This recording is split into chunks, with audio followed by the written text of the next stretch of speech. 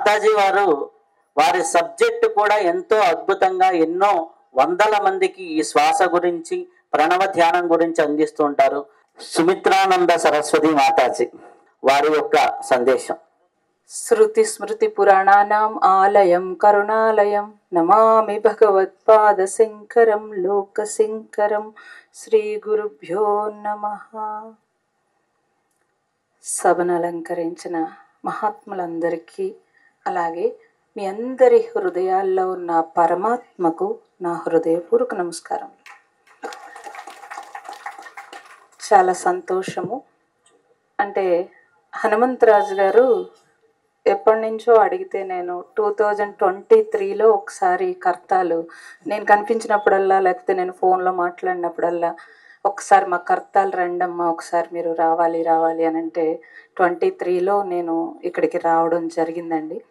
మళ్ళీ నేను అనుకోకుండా హైదరాబాద్ రావడం జరిగితే అప్పుడు రవి ఇలా ఎలాగో వచ్చారు కదమ్మా, ఈ బుక్ ఆవిష్కరణకి ఉండిపోండి అని అంటే, ఆ అబ్బాయి చెప్పినట్టుగా తన మీద అభిమానం అని అంటే, నన్ను అంటే హాయిగా నా అంతట నేను సాధన చేసుకుంటూ, నాతో పాటు ఎవరైనా సాధనకి, లేకపోతే ఎవరైనా డిప్రెషన్ ఆడపిల్లలకి ప్రత్యేకంగా ఏర్పాటు చేసుకుని మేము ఏదో చేసుకుంటుంటే బలవంతంగా బయటికి లాక్కొచ్చిన వ్యక్తి రవిశాస్త్రి.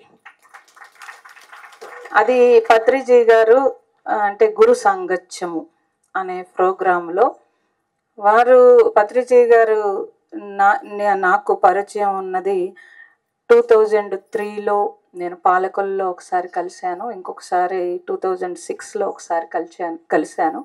ఆ బుక్ మీద చక్కటి బొమ్మ వేశారు. అక్కడ ఒక నాగు తన నాదము వస్తున్నట్టు, అంటే అక్కడ శబ్దము అంటే ఆ ఓంకార శబ్దమే ఉంది, అందుకే శంఖము వేశారు అక్కడ.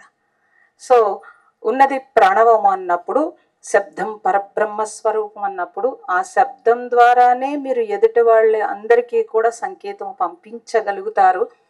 ఎప్పుడైతే మీరు నిజంగా అంటే ఆ శ్వాస మీద ధ్యాస అన్నప్పుడు, తప్పనిసరిగా మీరు ఇక్కడ ధ్యాస పెట్టినప్పుడు ఆ నాదముని మీరు అజప స్థితిలో వినగలుగుతారు. వినడం అంటే చెవులతో వినడం కాదు. సో మీరు తప్పనిసరిగా మీ అంతటా మీరు మీ ఇంట్లో దానికి 2 నియమాలు. అవేంటంటే ఆహారము, విహారము. ఆహారము పత్రిజీ గారు ఎలాగో మిమ్మల్ని అందరినీ కూడా శాకాహారుల కింద మార్చేశారు. ఇంకా విహారము అని అంటే మీరు ఎక్కడెక్కడికి తిరుగుతున్నారు, ఎందుకు తిరుగుతున్నారు, అనవసరంగా మనం ఏం పనులు చేస్తున్నాము అన్నది ఒక్క దాని మీద మీరు ధ్యాస పెట్టగలిగితే కనుక మీరు శ్వాస మీద ధ్యాస చాలా ఈజీగా పెట్టగలుగుతారు. అయితే ఇందులో రవి రాసిన దాంట్లో ఏంటి అని అంటే, మొత్తము అంటే ఎవరెవరు అనేక రకాల ఒక కన్ఫ్యూజ్ ఉందండి. ఏ సాధన చేయాలి అంటే ముందు ధ్యానం వరకు వస్తారు, తర్వాత డీప్గా వెళ్ళాలి అని అంటే మేమేం చేయాలి అని అందరూ కన్ఫ్యూజ్ అవుతూనే ఉంటారు. మేడం చెప్పినట్టు పత్రిజీ గారు మనకి ఇచ్చారు కదా శ్వాస మీద, అది మీరు పట్టుకోండి అన్నప్పుడు మీరు దాంట్లో డీప్గా వెళ్ళగలగాలి. అయితే ఇందులో అనేక రకాల శ్వాస ద్వారా, అంటే శ్వాస ఒకటే కదండి, అనేక రకాలు. ఎలాగానంటే మనము ఒకే ఆహారాన్ని అనేక రకాలుగా మార్చుకుని తింటూ ఉంటారు. అలాగే ఎవరెవరు సంస్కారాన్ని బట్టి ఎవరెవరు ఎలాగా వాళ్ళకి అనిపిస్తోందో అలా మొత్తం మీద టోటల్గా శ్వాసే ఉంది. కానీ ఆ శ్వాసని ఎలాగ మనము తీసుకుని మార్గంగా ముందుకు వెళ్ళాలి అనేది ఈ బుక్లో వివరించినట్టుగా ఇంకెక్కడా వివరించలేదు. అంత ఈజీగా మీకు అర్థమయ్యేటట్టు, అంటే ఇప్పుడు జనరేషన్ కాబట్టి, రవి ఇప్పుడు జనరేషన్ కాబట్టి ఇంతమంది గురువుల్ని మీకు పిఎంసి ఛానల్ ద్వారా అందించిన మహాత్ముడే అని చెప్తాను నేను. ఎందుకనంటే వెనకాల పత్రిజీ గారి కృషి ద్వారా, ఆయన ఆశీస్సుల ద్వారా ఎదిగిన అబ్బాయి కాబట్టి స్వర్ణలతామాల గారు వారు ఆశీస్సులతోటి అక్కడ ముందు మాట రాశారు. అంటే అందరికీ అమ్మ ఆవిడ. సో అమ్మ ఎప్పుడు ఎలా ఉంటుందంటే, ఇదిగో స్టేజ్ మీద ఆవిడ చూపించారు కాబట్టి అమ్మ మందలిస్తుంది, ప్రేమ చూపిస్తుంది, అన్నీ చూపిస్తుంది. కాబట్టి అది మనం అనుభవించాము. కాబట్టి మీరందరూ కూడా అంటే నేనేమంటానంటే ఒక పుస్తకం రాయాలనంటే చాలా గట్స్ కావాలండి.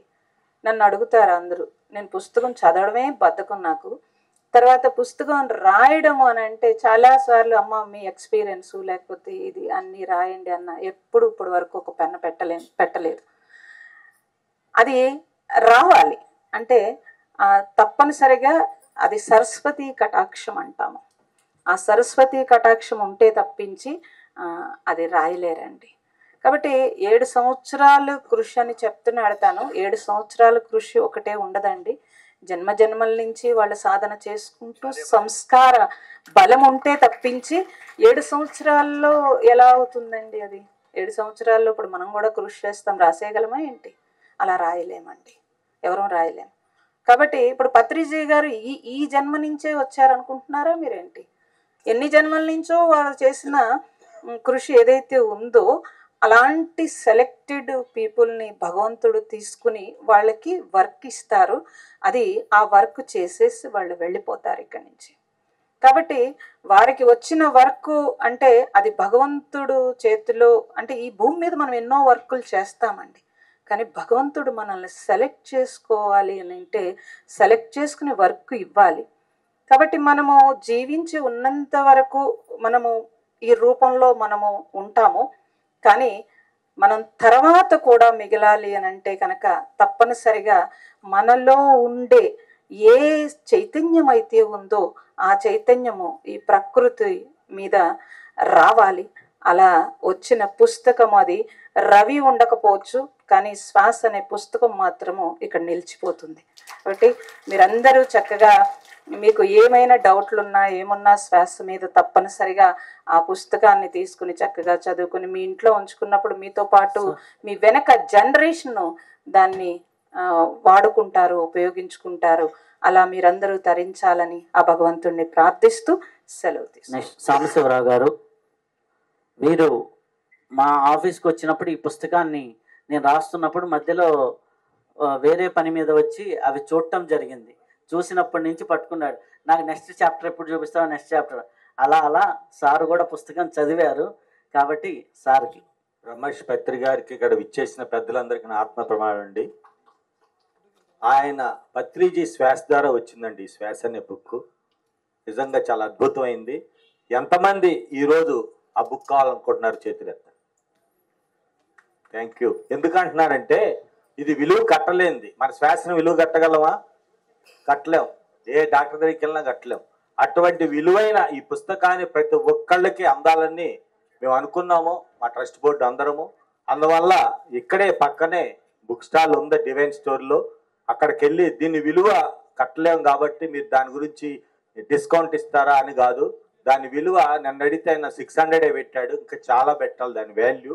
ఇప్పుడే చెప్పారు అందరూ దాని యొక్క వాల్యూ ఏంటో, నేను చదివాను. త్వరలో మన రవిశాస్త్రి గారి ద్వారా దీన్ని వర్క్షాప్ కూడా మేము పెడతాము ఇక్కడ. అందరూ కూడా దీన్ని వర్క్షాప్ 11 days వర్క్షాప్ ఉంటుంది, త్వరలో ప్రకటిస్తాము. దీన్ని ఎవరు కూడా ఈరోజు తక్కువ బుక్సే ప్రింట్ అయినాయి, ఎవరు మిస్ కాకుండా మళ్ళీ ఎక్కడ దొరకదు, ఇక్కడే దొరుకుతుంది. తొందరగా ఆ బుక్ని తీసుకుంటే దాని విలువ, భగవద్గీత ఎంత విలువ అంతకన్నా మించింది వచ్చింది మనకి. అది పత్రి గారి శ్వాస ద్వారా ఇప్పుడు ఈ రోజు వచ్చిందంటే మనం చాలా అదృష్టం అని నేను భావిస్తున్నాను. Thank you.